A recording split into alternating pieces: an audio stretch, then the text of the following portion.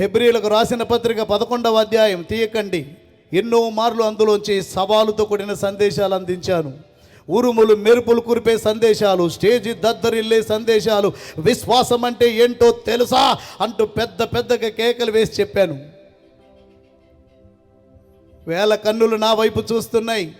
ఇలాంటి విషమ పరీక్షల మధ్యలో హెబ్రీ పత్రిక 11వ అధ్యాయాన్ని ఎగిరెగిరి బల్లగుద్ది చెప్పిన మన అయ్యగారి యొక్క రియాక్షన్ ఎలా ఉంటుంది అని. నా వైపు చూస్తున్న వేల కొలది విశ్వాసుల కళ్ళు మాత్రమే కాదు, ప్రపంచపు కళ్ళు కృపా సమాజం మీద పడినప్పుడు అదరను బెదరను యేసే నా సొంతం,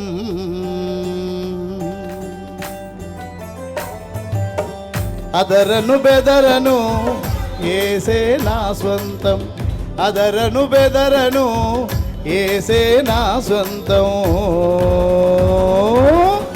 ఎవరికి చెయ్యి చాపను నా తండ్రి శ్రీమంతుడు, ఎవరికి చెయ్యి చాపను నా తండ్రి ధనవంతుడు, ఎవరికి చెయ్యి చాపను నా తండ్రి శ్రీమంతుడు, ఎవరికి చెయ్యి చాపను నా తండ్రి ధనవంతుడు.